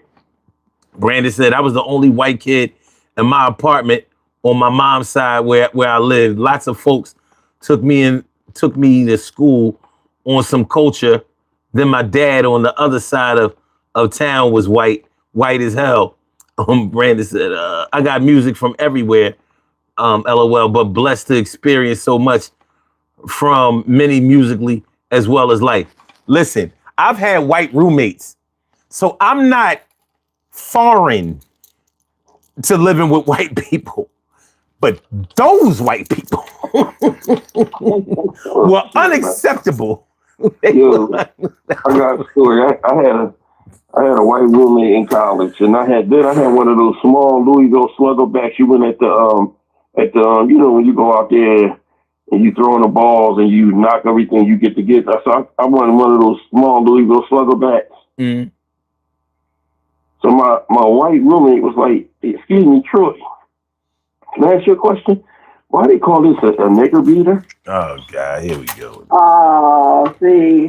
I said, what do you call it? He said, a nigger beater. I said, give it to me. And I whooped the shit out of him. Let me show you. I said, any more questions? You want to know anything else about niggas? Look. Any more? All I know. You a dumbass roommate if you want to ask me a dumbass question like that. And I was in my higher learning. Testing the water. I was like Ice Cube from Higher Learning. He was testing the water. He was trying to see how far he could go with it. You showed him how far. Let him learn. Shit, I was whipping his ass like the father was whipping his daughter ass in Jungle Fever after he found out she was fucking a black guy. These 3 words. I don't know. Like I said, man, I've had white roommates and they was cool. You know what I'm saying? Especially the boy in my junior year. He was cool as hell. We had an apartment together. Not necessarily they were on campus. They were on campus apartments. But he was no.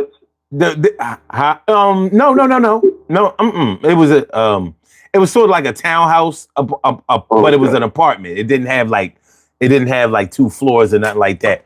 He was from the Pittsburgh area, and so that means that he drank a whole lot. He was cool as shit, though. He was cool as shit, and he would get out the way. You know what I mean? So if I had a chick coming over, he'd be like, "Yo, I can leave for the night." You know what I mean? Like you need me to go? I was like, "Nah, you can hang out." He was like, "Nah. Go ahead, man, do your thing." And I don't even know where he went, but he would go. Like he was a good dude. He was a good dude. He wasn't like my step cousin. My step cousin, like I said, they were straight weirdos. I was like, so I'm the only one who don't think that these motherfuckers look and act normal? Really? You know what I mean? Like, and I remember we had to take a cab out there. I'm like, y'all had no car? Like, it ain't sweet like that. That shit, it took a while to get out there. Wait a minute. Yeah, because I had to leave my truck. I had to leave my truck in the parking lot of the school. And that's, thinking back on it, that's where things fell apart. Whenever I don't drive, shit goes bad. Because when I'm ready to go, I'm ready to go. So I would have had to ride all the way back into Boston, get my truck, and wait for my sister to get up so we can go ahead and leave that night. And I would have almost been willing to do it, because something told me when she was like, no, Omar, park your car, and then we're gonna go out to my cousin's house. I mean, to my niece's house and blah blah blah. Their crib was a duplex, but it was reminiscent of it was in the style of like the Amityville Horror House. No. Not coming over there ever. No. Yeah, well, yeah, I would have told them, excuse me, is it ways I go so well because I have a condition called bitch assness. Well, no, I don't spook easily, but I get pissed real fast. Well, I bitch real easy. I was like, why didn't I drive my truck? Why did I let this lady talk me in the? I should have known. Ah, man, but all right. So we just about done. We about out of here. We're gonna do these. Hold on, let's see the results of the poll. What we got here? 41 votes. Okay. What was the first kind of music that was introduced to you as a child? No. Was the first kind of music that was introduced to you as a child the same as you listen to now? 22% says yes, they got it right the first time. 27% says no, I found my own way. An overwhelming majority, 51% says I listen to the old and the new. And 0% says I hated what my parents listened to. That's interesting to hear.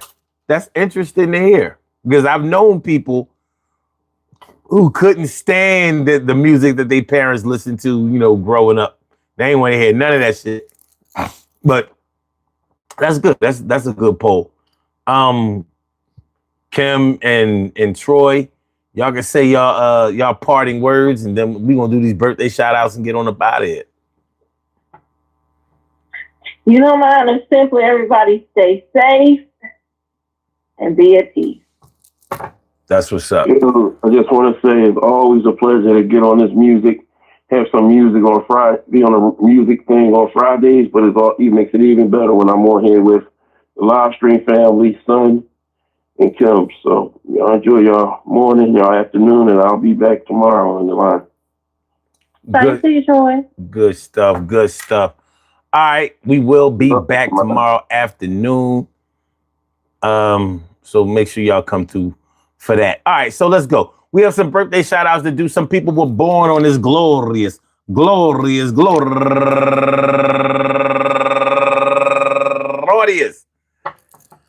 August 29th, and they deserve to be acknowledged. So let's go about our business of acknowledging them and making them feel special because they are special, because they are special, because they are SPECIAL. They get the RESPECT. They are SPECIAL. They get the RESPECT. They are SPECIAL. They get the RESPECT. They get number one out the box. My cuz, one of my favoritos, my man Fred Neal, professionally known as Big Truck. Happy birthday to you, cousin. Also, Achilles Cedric CCO Curbison. Happy birthday to you. And Louise Scrutchins, Rochelle Grant, Angelique Dees Pierce, Jean Logan, Gail Clouden, Jonathan Richardson. Last but not least, I want to say happy birthday to all of y'all. And I hope that today finds you all in good health, happiness, mind, body, soul, and spirit. And that goes out to each and every person out there born on this glorious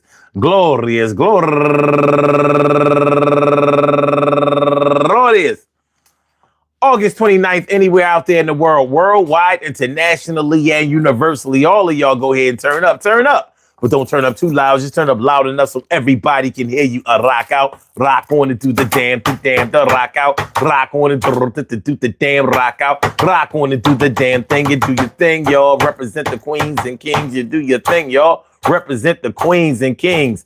Good things happen to those who wait. Great things happen to those who grind. And anything can happen to those who go for theirs. So go hard, go for yours, and remember, we all. I think it's necessary sometimes that we pay homage to the old heads. Those who are older than us, our elders, our ancestors, they play a pivotal role in our lives, and the way that they introduce us to things are different than the way that the way that our peers introduce us to things. One thing about when an old head presents you something or presents something to you, it sticks because you know that it's normally safe and that it's normally good and that it's normally seasoned. Like it got that good shit on it. It got that good shit on it. It's not new, but it's new to you. And there are times when the old heads will allow you to introduce something to them too. We didn't talk a whole lot about that tonight, but I appreciated the good conversation. I'm going to say peace to all my day ones, my everydays, and my brand news. I love y'all to death. Resuscitate y'all. Love y'all right back to life. We will be back tomorrow afternoon. 1:30 p.m. 1:30 p.m. 1:30 p.m. 1:30 p.m. So make sure y'all come on through. We're going to have a good time because we always do. Always. You know what I'm saying? All right. So let me get y'all up out of here. All right. Let me do this over here. Tomorrow, 1:30 p.m. Eastern Standard Time. Urban Therapy with Sun Show. Y'all have a good night. Be safe. Peace. Hit the like button, share the show, subscribe to the channel if you haven't subscribed to the channel yet. Don't forget that.